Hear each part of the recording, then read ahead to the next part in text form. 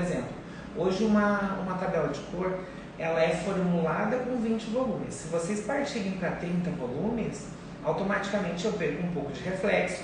E se eu for para 40 volumes, eu preciso me calçar. E aí, respondendo aquela pergunta ali, por que a gente tem o mixton? Se eu tiver uma explosão a nível de 40 volumes dentro de uma coloração, eu vou perder reflexo. Então eu preciso me calçar e reforçar o meu pigmento frio, para quando ele chegar lá dentro, ele ter pigmento suficiente para neutralizar meu fundo de clareamento. Ruivo é cor ou resultado de fundo de clareamento? Essa semana a gente vai falar muito sobre isso. Vocês conseguem responder? Ruivo não é uma cor. Ruivo é resultado de fundo de clareamento. Por exemplo, se eu quero fazer um ruivo, a minha cliente tem uma altura de 5. Eu estou saindo de um 5. Essa semana, amanhã a gente vai falar sobre o fundo de clareamento muito melhor, assim, muito mais explicadinho para vocês conseguirem raciocinar isso. Se eu saio de um 5, que é um castanho escuro, e vou até mais ou menos um 7 ali, que é um ruivo, que é a minha tabela de fundo de clareamento para o ruivo geralmente é um 7. Eu saio do 5, vou para o 7, o meu fundo de clareamento, ele é avermelhado. Então, se eu sair de um 5 e for para o 7 já com uma coloração ruivo, o que vai acontecer?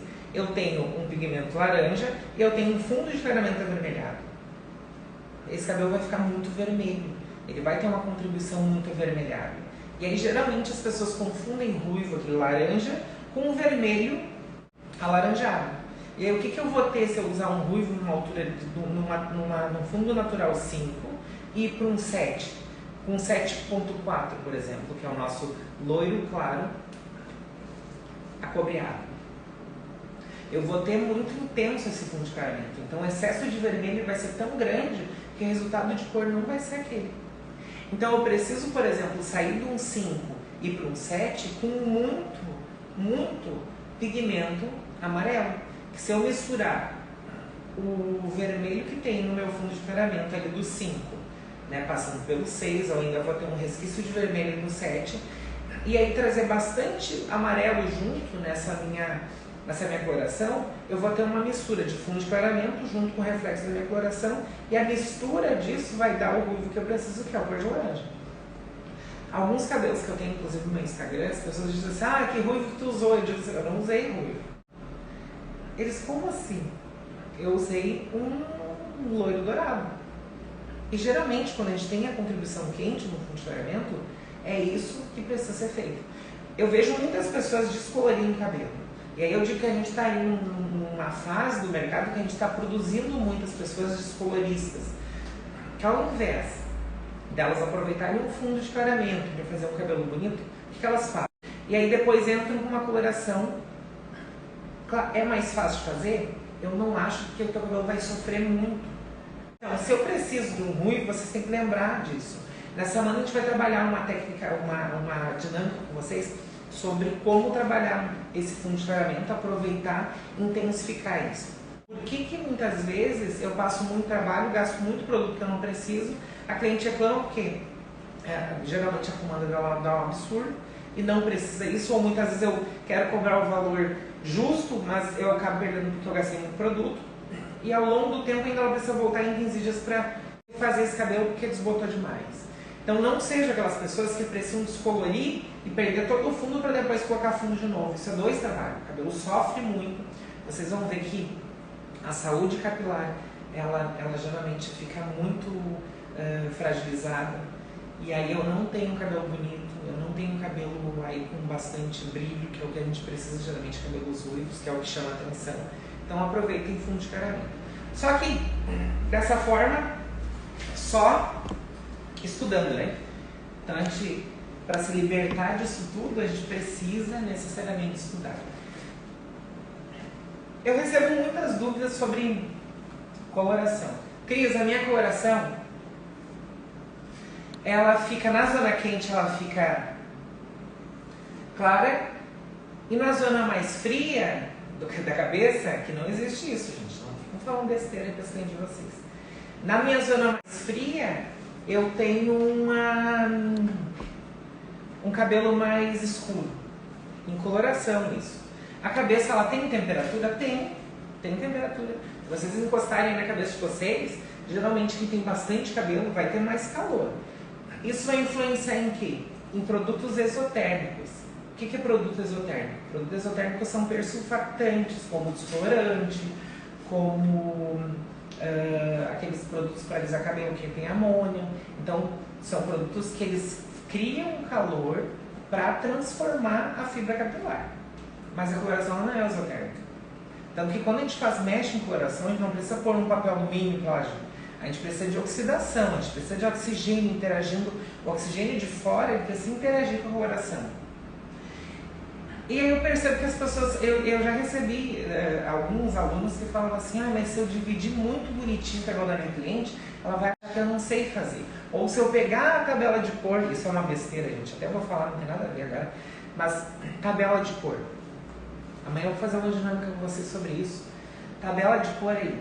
As pessoas falam assim, mas se eu pegar a tabela de cor na frente da minha cliente, ela vai achar que eu não sei. Não existe isso. A gente não é uma máquina que decora as coisas o tempo inteiro.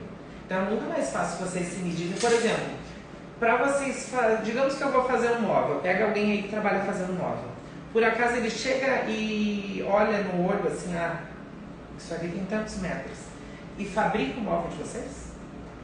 Quando vocês vão fazer algo bem retinho, a gente não pega a régua para se guiar, para ver quantos centímetros tem de cada lado? Por que cabeleireiro ainda tem vergonha de pegar a tabela de cor? A tabela de cor é uma medida. Todos aqueles números bonitinhos, eles existem porque alguns anos atrás, pelo menos 150 anos atrás, alguém estudou e desenvolveu isso, para que fosse muito matemático. Para que 5 fosse um castanho escuro aqui e que fosse um castanho escuro lá nos Estados Unidos, ou na França, ou em qualquer outro lugar. Para que a gente tivesse uma tabela de medida para se guiar. Então não tem por que vocês terem vergonha. Eu acho bonito quando a gente chega num consultório médico, e aí o médico, por mais que ele tenha estudado, ele pega um livro e diz assim, eu vou pesquisar sobre isso aqui. E aí eles começam a ler. Eu tenho um amigo dermatologista que a gente trabalha junto, que a gente tem umas clientes em comum, e ele faz muito isso. Ele é foda na parte de dermatologia. E ele faz isso, porque a gente não consegue ter o tempo inteiro essa medida muito clara na cabeça da gente. Então, não deixem de pegar. Outra coisa, divide cabelo. Quando eu começo a trabalhar, Cristo, eu sempre divido todo o cabelo da minha cliente, porque eu preciso entender o que vai acontecer. E aí eu quero mostrar para vocês que coloração permanente, ela por via de oxidação. Tanto que a gente, qualquer literatura química vai falar para vocês o seguinte: as colorações permanentes, elas são de corantes oxidativos, elas precisam de oxigênio. Prova disso é que tu pega o oxigênio, ele que está num tubinho junto com a água, mistura na coloração, que é o oxidante, mexe, e aí ele vai revelar a cor. Então, se eu preciso de oxigênio para ela agir, automaticamente eu preciso de oxigênio interagindo por aqui, por toda a cabeça. O que as pessoas geralmente fazem? As pessoas, ao aplicar a coloração, elas aplicam por arraste. E vão fazendo isso aqui. Pelo cabelo inteiro. E vão erguendo o cabelo e vão fazendo isso. Quando chega aqui em cima, esse cabelo está todo sobreposto. Ele fica fazendo isso aqui, Ele aglomera de um jeito que nunca vai chegar oxigênio nessa parte aqui de trás. Nunca. É onde o teu corante de oxidação, ele vai utilizar só o oxigênio que tem do oxidante, não vai interagir com o oxigênio que tem no ambiente, e ela vai ficar uma coloração mais escura. Sempre. E aí daquelas manchas que às vezes a gente começa a escovar o cabelo, a cliente muitas vezes não vê, mas a gente percebe que o cabelo está todo cheio de barra, que aquelas barras. E aí o que a gente geralmente inventa desculpa para as clientes? Geralmente a gente fala assim, tem que vir colorir mais cedo, porque senão vai ficando manchado. Na verdade não é por causa disso. Vai ficando manchado porque você não deixa via de oxidação. E aí toda vez que tu for escovar o cabelo dela, vai ter uma barra de cor, uma barra de cor, uma barra de cor. E o cabelo vai ficando, parece cor sim, cor não, assim, um estradinho sim, um estradinho não. E fica ridículo, porque é um cabelo que não está com uma qualidade legal, ele não tá com uma cor interessante. Mas vai parecer uma blusa assim, ó, toda listradinha. Então, uma dica que eu tenho para dar para vocês. Pincel de coloração, ele não precisa estar sujo desse lado. Eu peguei um condicionador aqui, gente, então não é capaz de ficar caindo. Ele precisa ter cor desse lado aqui. Desse lado eu não preciso ter cor. Quando eu for aplicar, geralmente eu começo nessa parte de cima aqui. Eu divido em 4 a cabeça. A gente faço uma divisão radial e uma divisão de orelha a orelha.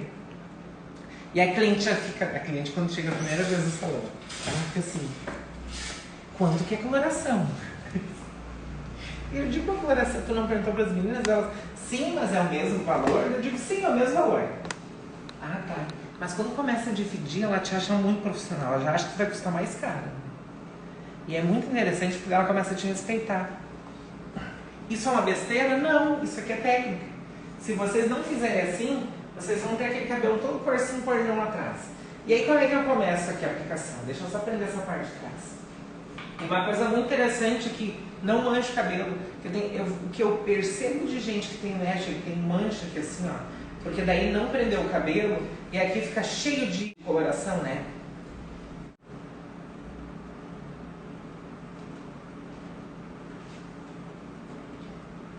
E é interessante que vocês façam isso por depósito mesmo, gente. Não fiquem fazendo isso aqui, ó. Isso aqui dá barra de um jeito nos cabelos, em cima muitas vezes não. Mas por baixo o contorno fica todo escuro. Então assim, ó, pega o suficiente coloração, aplica no cabelo, porque é um depósito. A coloração ela precisa ficar depositada ali, porque tudo aquilo que eu contei, que era a historinha bonitinha dos acumuladores, ele precisa estar aqui, parado, porque ele precisa fazer esse caminho lá para dentro. Não adianta eu colocar e tirar. Se eu colocar e tirar, não vai ter pigmento para entrar suficiente dentro da fibra. Então eu vou fazendo assim e eu pego o topo dessa mecha aqui, elevo lá para o outro lado. E eu faço a mesma coisa até chegar lá no final. Por que eu faço dessa forma? Vocês vão perceber que quando eu retorno o cabelo, eu crio vias de oxidação. Essas vias de oxidação, elas são muito importantes para que o oxigênio do ambiente, ele passe pelo meio de todo esse cabelo, para que esse cabelo, minha cliente não hidratou os cabelos, para que todo esse cabelo, ele receba o pigmento de forma uniforme, mais uniforme possível. Aí é onde eu não vou ter barra de cor, onde eu não vou ter cabelo mais escuro e onde eu não vou precisar ficar dando desculpa para minha cliente, o cabelo dela é mais quente embaixo, que em cima não sei o que. Até porque a lógica seria, quanto mais quente, mais claro, né? Se a gente pegasse, por exemplo, um descolorante. Faça a explosão de forma uniforme. É onde eu não crio barra, é onde eu não crio mancha e é onde eu tenho uma cobertura uniforme da frente, do topo da cabeça, da crista parietal, nessa parte de cima, até a nuca, que é essa região do occipital. É difícil isso? As pessoas reclamam que, mas demora demais. Demora demais é corrigir cabelo depois quando vai tudo manchado. Vocês vão ver o que é demorado. A cliente olhar no espelho e ver que está todo manchado e pedir para vocês corrigir. Daí vocês vão ver o que é demorado. Aí vocês vão ter que fazer mecha, vão ter que entrar com cor nova, vão ter que fazer abertura de cor, vão ter que fazer subida de cor. E desses nomezinhos bonitinhos são técnicas que a gente... Então, respondida essa pergunta aqui, qual a função do mix? O mix é para me deixar mais forte, para que meu pigmento ele consiga fazer esse caminho de forma reforçada. Eu tenho, por exemplo, com oxidante de 40 volumes, eu vou perder o reflexo frio, porque eu preciso chegar, por exemplo, de um 5 a um 9 munido de reflexo frio, porque se eu não levar reflexo frio, o meu cabelo vai ficar com um funcionamento quente. Eu preciso neutralizar. E o mix também ele funciona para intensificar. Intensificar vermelho, intensificar essas cores mais quentes, até mesmo um dourado, fazer uma pré-pigmentação, fazer uma subida de cor. Então o mix funciona isso. Tonalizante. O tonalizante ele serve para neutralizar mechas ou realçar tom de cabelo. Só que o que acontece? Ele é por via de oxidação, só que os pigmentos dele, eles aglomeram muito mais rápido. Porque a explosão dentro hoje do... Por exemplo, assim, usar oxidante com 40 volumes. Não existe, tá? Se vocês utilizarem oxidante com 40 volumes, vocês abrem raiz, vocês perdem o poder de tonalização e vocês vão acabar perdendo todo o produto, porque um produto não é feito para isso. A molécula de tolonamina ou monatolonamina, que é hoje o que a Maxline tem, são moléculas extremamente pequenininhas. Pensem que isso aqui é uma molécula de amônia. E isso aqui é uma molécula de monatolonamina. Não sei se vocês conseguem ver aí. O peso molecular delas é muito maior a amônia, e aqui é muito menor. Eu tenho em tonalizante isso aqui. Em coloração eu tenho essa molécula grandona. O poder não de abertura não, de posicionamento e de entrada é mais fácil, até porque eu não preciso ter uma abertura muito grande de cutícula, mas vocês entendem que como ele é pequenininho lá dentro, ele sai mais fácil. Então ele tá mesmo, ele existe mesmo só para mim entrar e neutralizar o tom que eu não quero. E ele fica mais superficial, ele se acopla pelas camadas de cutícula, o tonalizante. A coloração ela já faz todo aquele permeio de clareamento, já entra para dentro da fibra, já se aglomera lá dentro com pigmento natural, já elimina pigmento natural se for necessário.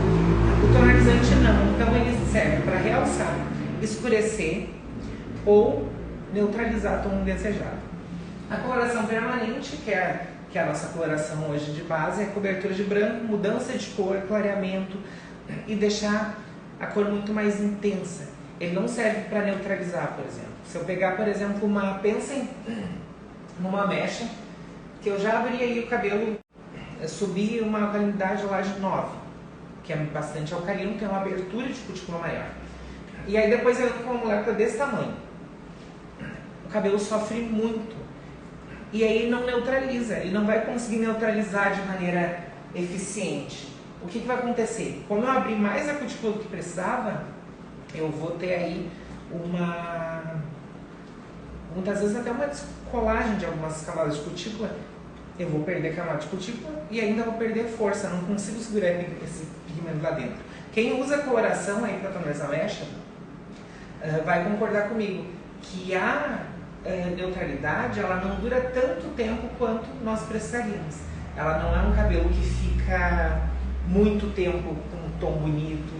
Os pigmentos que estão ali, eles são muito grandes, então eles precisaram abrir muito a cutícula, e como a cutícula ficou muito aberta, muitas vezes eu não consigo fechar suficientemente. Então o cabelo perde pigmento. Começa a clarear o cabelo primeiro na raiz, com coloração? Não, gente, não faço isso. Uma coisa que geralmente eu ensino nas minhas turmas de curso é assim. Raiz, ela é quando a gente tem, por exemplo, a camada do epiderme. E nós temos o bunge, que ele produz célula germinativa, ela nasce e ela vai e migra até o início lá embaixo do nosso folículo, e ela vai queratinizando, vai achatando e ela vai se juntando ali. No início do fio, essa queratina ela é mais amolecida, ela não é tão enrijecida porque ela está muito novinha ainda. Então aqui no início eu tenho um clareamento muito grande, muito mais rápido. E se vocês observarem aí, nas clientes de vocês que têm o cabelo natural, geralmente o início da raiz ele é mais escuro que o comprimento, porque o comprimento ele vai oxidando. Então, eu sempre indico, inclusive, usar um oxidante menor na raiz e um maior no comprimento, quando eu quero fazer um clareamento aí, deixar, de repente, partir de um 5 para um 8, sair de um 5 para um 7. E aí, o que eu indico? Deixar um dedo da raiz, aplicar a coloração dali para baixo, deixo agir um tempo e depois aplico a coloração lá na raiz. Se vocês quiserem fazer simultaneamente, aplica um oxidante mais fraquinho na raiz e um pouco mais forte no comprimento. Então é uma maneira que vocês têm aí de o cabelo ficar uniforme. Eu recebo muita foto das pessoas falando assim, eu não sei o que acontece, meus cabelos não ficam bons, e às vezes a cor é perfeita. O que está de errado? O que tem errado? A raiz está muito mais clara do que todo o cabelo. E aí o que acontece? Dá um efeito contrário. Porque a naturalidade, ele começa com um tom e ele vai oxidando. Se vocês pegarem alguns muitos cabelos ali, geralmente a raiz começa num tom e o meio oxida para meio tom mais claro e a ponta ela clareia, às vezes tem uma diferença de um tom. Se vocês pegarem um cabelo que é comprido, trazerem até a raiz, a ponta dele é muito mais clara do que a raiz. Isso que dá naturalidade. Às vezes eu recebo algumas clientes também que elas...